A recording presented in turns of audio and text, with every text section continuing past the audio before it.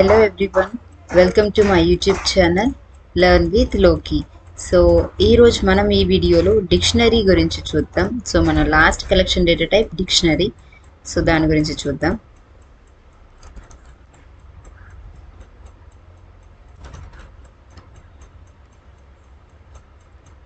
So coming to dictionary, మనం already types of collection data type చూసాం. And అలాగే collection data టైప్స్లో మళ్ళీ again మనకు లైక్ అది మ్యూటబులా ఆర్ ఎల్స్ వేరియబుల్ లెంత్, లేకపోతే ordered collection data type, unordered collection data type అని చెప్పేసి చూసాం. సో డిక్షనరీ అనేది మనకు దేని కింద వస్తుంది? Design ordered collection data type అనమాట. అండ్ ఆల్సో మనకు డిక్షనరీ అనే మీనింగ్లోని జనరిక్ మీనింగ్ ఒకటి తీసుకుంటే, సో నార్మల్గా డిక్షనరీలో ఎలా ఉంటుంది? ఒక పర్టికులర్ నేమ్ అండ్ దాని యొక్క మీనింగ్. సో ప్రతి ఒక్కటి అలానే అసైన్ ఉంటాయి కదా, లైక్ ఒక కీ అండ్ దాని యొక్క వాల్యూ. సో అలాగా ఇక్కడ కూడా మనకు డిక్షనరీ అనేది collection of key and value pairs అనమాట. Key and value pairs. So ఇంకా డిక్షనరీలో మనం నార్మల్గా వాల్యూస్ అనేది ఎలా స్టోర్ చేస్తాం? Enclosed in a parenthesis, not flower braces, sorry parenthesis కాదు, ఫ్లవర్ బ్రేసెస్ అనమాట. అండ్ నెక్స్ట్, సో ఇక్కడ మనకు కీస్ అంటే ఏంటి, వాల్యూస్ అంటే ఏంటి? కీ అంటే మనం ఒక వాల్యూ స్టోర్ చేసుకోవడానికి తీసుకున్నటువంటి ఒక వేరియబుల్ నేమ్ అనమాట. ఆ కీ అనేది మనకు ఏదైనా అవ్వచ్చు. సో నేను నెక్స్ట్ ప్రాపర్టీస్లో చెప్తాను. కీస్కి సపరేట్ ప్రాపర్టీస్ ఉంటాయి, వాల్యూస్కి సపరేట్ ప్రాపర్టీస్ ఉంటాయి. అండ్ నెక్స్ట్ వచ్చేసిందన each and every pair is separated by comma operator అన్నారు. సో ఒక పెయిర్ అంటే ఏంటి? ఇక్కడ ఒక కీ ఉండాలి, దానికి తగినటువంటి వాల్యూ ఉండాలి. సో అది కీ వాల్యూ ఒక పెయిర్ అవుతుంది. సో కీ అండ్ వాల్యూ ఎలా సపరేట్ అయింటాయంట? కామాతో. And also each and every key and values, okay, pair అనేది కామాతో సపరేట్ అయి ఉంటుంది. ఆ పెయిర్లో కీ అండ్ వాల్యూ ఉంటుంది కదా, ఆ రెండు మనకు కోలన్తో సపరేట్ అయి ఉంటాయి అన్నమాట. సో మీరు జస్ట్ ఈ డెఫినేషన్ అబ్జర్వ్ చేయండి. నేను నెక్స్ట్ సింటాక్స్లోకి ఎగ్జాంపుల్స్లోకి వచ్చినప్పుడు మీకు క్లారిటీగా ఏంటి కీ వాల్యూ పెయిర్ అంటే ఏంటి, కామాతో ఎలా సపరేట్ అయి ఉంటాయో నేను ఎక్స్ప్లెయిన్ చేస్తాను. అండ్ డిక్షనరీ అనేది మనకు మ్యూటబుల్ డేటా టైప్. సో అది మ్యూటబుల్ డేటా టైప్ కాబట్టి మనకు design variable length data type అనమాట. అండ్ ఇంకొకటి మెయిన్ ఇంపార్టెంట్ థింగ్ మీరు నోట్ చేసుకోవాల్సిందే డిక్షనరీలో, మీకు లైక్ మీరు ఇంటర్వ్యూలో కూడా ఎక్స్పీరియన్స్ చేయొచ్చు ఇది. లైక్ డిక్షనరీలో can we perform indexing and slicing? మీరు ఇలా ఇటువంటి టైప్ ఆఫ్ క్వశ్చన్ అనేది రైజ్ చేయొచ్చు. దానికి ఆన్సర్ వచ్చిందన్న, directly we can perform indexing and slicing on dictionary, but we can fetch the values based on keys అనమాట.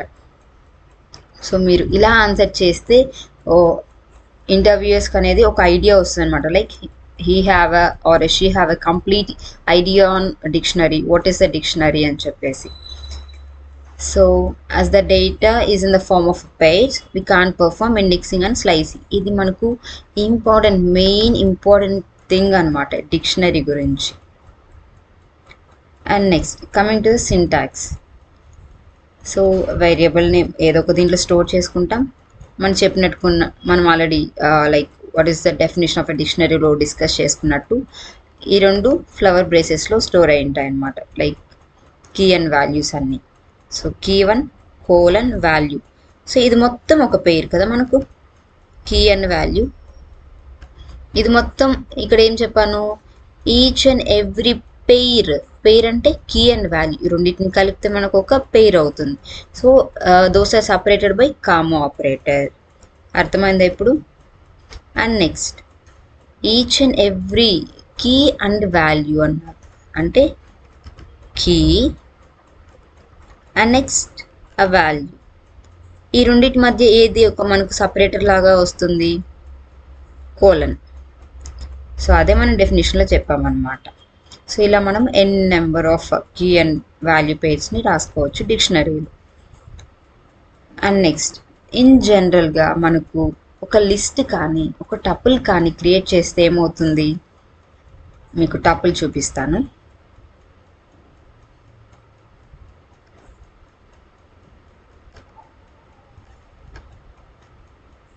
సో చూడండి, ఇలా మనం ఒక టపుల్ క్రియేట్ చేసిన వెంటనే మెమరీలో ఎలా డివైడ్ అయింది, ఒక వేరియబుల్ స్పేస్ క్రియేట్ అయింది అండ్ ఆల్సో ఒక వాల్యూ స్పేస్ అనేది క్రియేట్ అయింది అనమాట. సో సేమ్ ఇలానే మనకు డిక్షనరీలో మనం ఎప్పుడైతే ఒక డిక్షనరీ అనేది క్రియేట్ చేస్తామో మనకు 2 లేయర్స్ అనేవి క్రియేట్ అవుతాయి అన్నమాట. అవే మనకు key layer and value layer. Same మనకి ఎలాగైతే ఇక్కడ టపుల్లో వాల్యూ స్పేస్లో డైరెక్ట్గా అన్ని స్టోర్ అయిపోతున్నాయో ఇలా ఇక్కడ ఒక కీ అండ్ దీని వాల్యూ అనమాట. ప్రతి కీకి ద వాల్యూ యొక్క అడ్రస్ అనేది వెళ్ళి స్టోర్ అవుతుంది.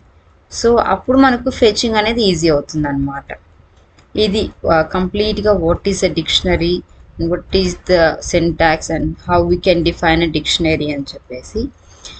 అండ్ నెక్స్ట్ మనము కీస్ అంటే ఏంటి, వేటిని మనం కీస్గా యూజ్ చేయొచ్చు, అండ్ వాల్యూస్ అంటే ఏంటి, వేటిని మనం వాల్యూస్గా యూజ్ చేయొచ్చు అని చెప్పేసి కొన్ని ప్రాపర్టీస్ ఉన్నాయి మనకు.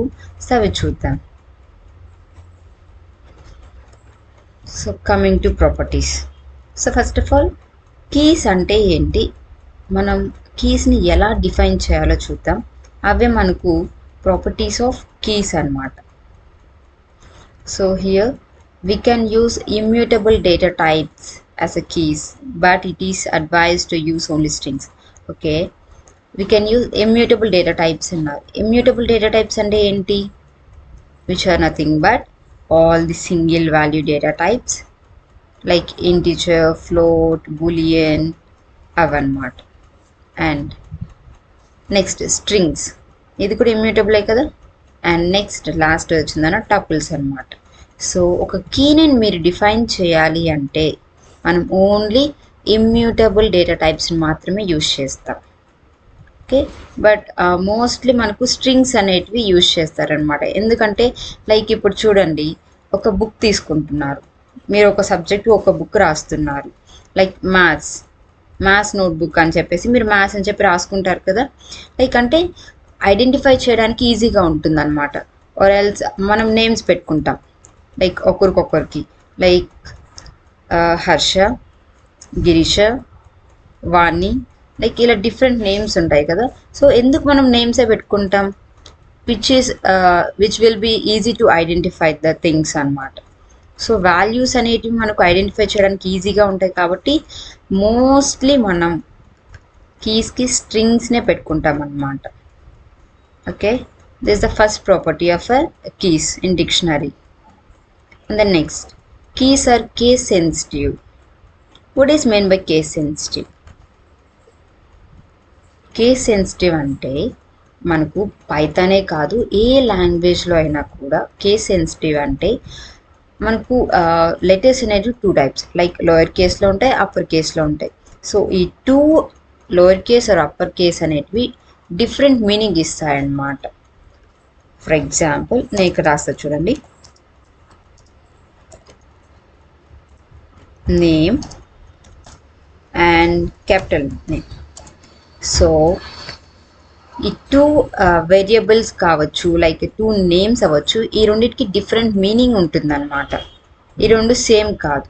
ఇదే మనకు కేస్ సెన్సిటివ్ అంటే ఏంటో, అది మనకు second property. And next third property ఏంటంటే, if we declare duplicate keys then the recent values will be assign to that key.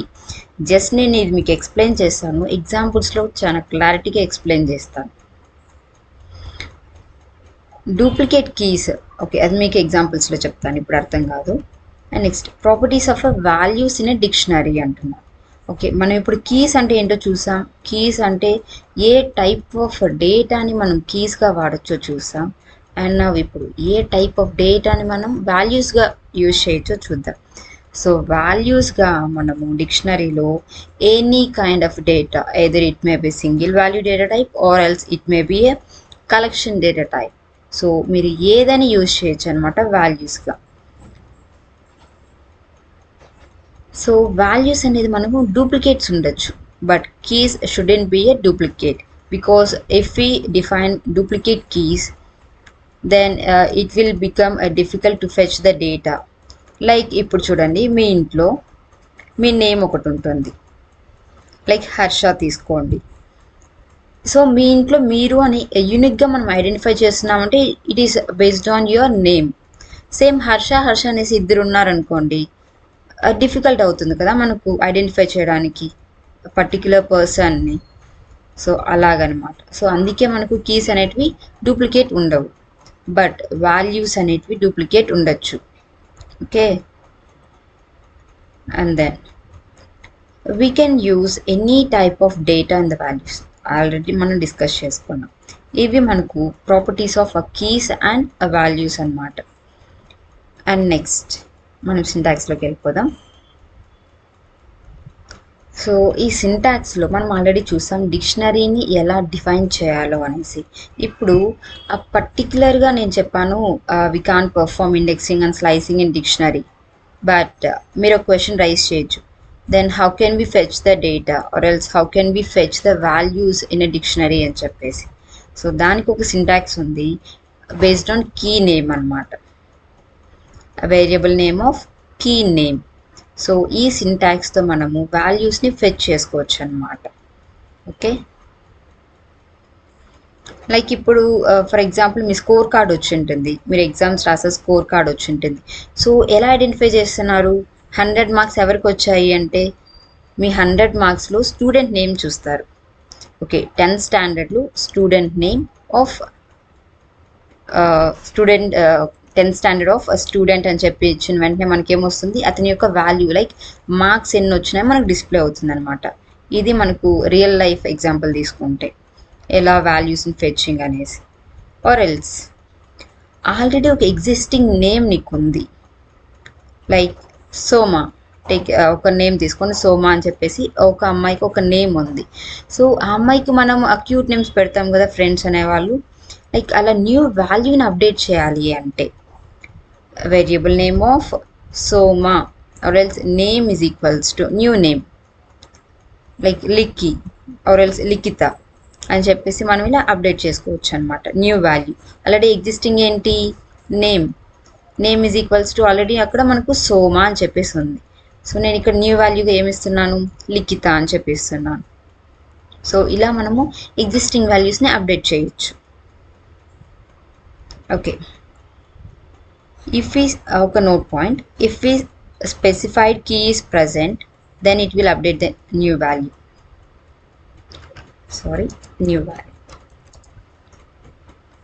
So ఇది అంటే ఏంటంటే ఇప్పుడు ఆల్రెడీ ఒక కీ అనేది ప్రజెంట్ అయి ఉంటుంది అనమాట. సేమ్ అదే కీకి నేను మళ్ళీ ఇంకొక వాల్యూ ఇస్తే ఏమవుతుంది, ఇప్పుడు ఆల్రెడీ సోమ అనేసి ఒక అమ్మాయి ఉంది, అదే అమ్మాయికి నేను ఏం వాల్యూతో అప్డేట్ చేస్తున్నాను, లిఖిత అని చెప్పేసి. సో ఆ సోమ అనే అమ్మాయి యొక్క నేమ్ అనేది లిఖితతో రీప్లేస్ అవుతుంది అనమాట. ఓకే, ఇది first note point. And then it will create a new key value parent. Okay, Soma అనే నేమ్ నాకు ఎగ్జిస్టింగ్లో లేదన్నమాట. లిఖిత అని చెప్పేసి నేను న్యూగా ఒక సెక్షన్లో ఒక అమ్మాయిని యాడ్ చేయాలి అనుకుంటున్నాను.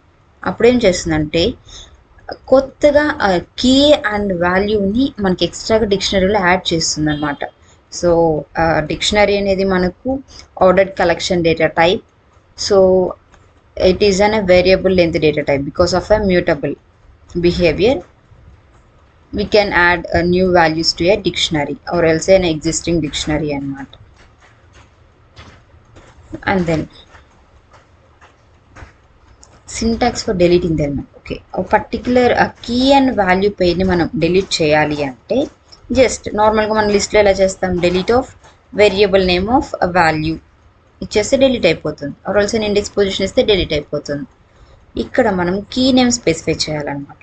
Del variable name of key name, అంతే, డిలీట్ అయిపోతుంది. సో ఇది మనకు వేరియస్ ఆపరేషన్స్ ఎలా పర్ఫామ్ చేయాలి, like accessing, modifying and deleting. ఈ 3 సింటాక్సెస్ ఇంపార్టెంట్, గుర్తుపెట్టుకోవాలి. అండ్ ఓకే, చిన్న ఎగ్జాంపుల్ చూద్దాం. సి, నేను ఇప్పుడు ఒక డిక్షనరీని స్పెసిఫై చేస్తున్నాను అనమాట. D is equals to name. చూసారా, ఇదేంటిది కీ, నేమ్ అనేది కీ అనమాట. అది కీ యొక్క వాల్యూ ఏంటి, లో కీ. ఓకే, అండ్ ఇంకొకటి నేను మళ్ళీ ఇంకో కీ, సెకండ్ కీ తీసుకున్నాను, ఏజ్ ఎంత, 4. సో ఇప్పుడు మనం ఆల్రెడీ ముందుగా డిస్కస్ చేసుకున్నాం కదా, like accessing, modifying and deleting, ఈ 3 ఆపరేషన్స్ ఇప్పుడు ఒకసారి చూద్దాం. సో యాక్సెసింగ్ ఎలా చేస్తాం? Variable name of key name. So variable name ఏంటి? డి ఆఫ్ కీ నేమ్ ఏంటి? నేను లో కీ అనేది యాక్సెస్ చేసుకోవాలి అనుకుంటున్నాను. సో డి ఆఫ్ నేమ్, మనకేమొచ్చింది అవుట్పుట్లో? లో key. And then same accessing, నేను 4ని యాక్సెస్ చేయాలనుకుంటే డి ఆఫ్ ఏజ్, అంటే దాని యొక్క కీ నేమ్ ఇస్తామన్నమాట. ఆర్ ఎల్స్ ఇప్పుడు the next syntax is updation or else modifying అనమాట. ఏజ్ నాకేముంది? ఏజ్ యొక్క వాల్యూ, ఏజ్ అనే కీకి ఉన్నటువంటి వాల్యూ 4. సో నేను దేంతో అప్డేట్ చేయాలనుకుంటున్నాను? 21. So variable name of key name is equals to value. ఇప్పుడు అప్డేట్ అయిందా? నా న్యూ డిక్షనరీ ఏంటి ఇది? ఏజ్ అనేది 21తో అప్డేట్ అయిందనమాట. అండ్ దెన్ సేమ్ ఇప్పుడు ఏజ్ అనేది నాకు ఆల్రెడీ ఎగ్జిస్టింగ్ కాబట్టి వాల్యూ అనేది మోడిఫై అయ్యింది. నెక్స్ట్ నేను ఇంకొకటి తీసుకుంటున్నాను మోడిఫైకి, డి ఆఫ్ మొబైల్ అంటున్నాను. మొబైల్ అని చెప్పేసి నాకు ఎగ్జిస్టింగ్ డిక్షనరీలో ఉందా? లైక్ ఎనీ కీ అనేది నాకు ఆల్రెడీ ఎగ్జిస్టింగ్లో ఉందా? సో లేదు, కాబట్టి అది కొత్తగా ఒక కీ అండ్ వాల్యూ పెయిర్ని ఇన్సర్ట్ చేస్తుంది అనమాట. అది మ్యూటబుల్ కాబట్టి వేరియబుల్ లెంత్ కాబట్టి నేను న్యూ వాల్యూస్ని యాడ్ చేసుకోవచ్చు అనమాట. So D of mobile is equals to 4, 2, 3, 4, 5, 6 అనేసి ఒక జనరిక్ నెంబర్ తీసుకున్నాను. సో ఈ కీ అనేది మనకి ఎగ్జిస్టింగ్లో లేదు కాబట్టి మనకు డిక్షనరీలో న్యూగా వెళ్ళి ఒక పేర్ లాగా యాడ్ అవుతుంది అనమాట. డిక్షనరీ ఎండింగ్లో యాడ్ అవుతుంది, ఫస్ట్లో కాదు, ఎండింగ్లో. అండ్ దెన్ డిలీషన్, మన లాస్ట్ సింటాక్స్ డిలీషన్. ఎలా డిలీట్ చేస్తాం? డెల్ అనే keyword, del space variable name of, నువ్వు ఏ పర్టిక్యులర్ పెయిర్ని అయితే డిలీట్ చేయాలి అనుకుంటున్నావో ఆ పర్టిక్యులర్ కీ నేమ్ అనేది మనం స్పెసిఫై చేస్తాం అనమాట. నేను మొబైల్ని డిలీట్ చేయాలనుకుంటున్నాను, లైక్ మొబైల్ అండ్ 4, 2, 3, 4, 5, 6 కంప్లీట్ పెయిర్ని డిలీట్ చేయాలి అనుకుంటున్నాను. సో నేను జస్ట్ కీ నేమ్ ఇస్తే నాకు కంప్లీట్గా డిలీట్ అయిపోతుంది అనమాట. Okay, del of D of mobile delete అయిపోయిందా? ఇది నా ఇప్పుడు ఎగ్జిస్టింగ్ లిస్ట్. ఆర్ ఎల్స్ నేను పర్టిక్యులర్గా ఆ వాల్యూలో ఉన్నటువంటి లైక్ ఓన్లీ పర్టిక్యులర్ క్యారెక్టర్స్ని ఫెచ్ చేసుకోవాలి అనుకుంటున్నాను. సో అప్పుడు ఏం చేస్తాం? The of slicing concept, just name, key name of, కీలో నీకు ఏ ఇండెక్స్ పొజిషన్ కావాలి? 0, 1, 2, 3. సో నాకు ఎల్ కావాలి అనుకోండి, D of name of 0, 1. Okay, ఏమైనా డౌట్స్ ఉన్నాయా? అర్థమైందా? అండ్ ఇది అన్నమాట మనకు మెయిన్గా డిక్షనరీ గురించి కంప్లీట్గా, like properties, definition, examples and accessing of key and value pairs and deletion, modification అని చెప్పేసి. సో మీకు కంప్లీట్ డిక్షనరీ ఎక్స్ప్లెయిన్ చేశాను. ఏమైనా డౌట్స్ ఉంటే కమెంట్ సెక్షన్లో కమెంట్ చేయండి. And if you like this video, please do like, share and subscribe my channel. And thank you everyone. Thank you for watching my video.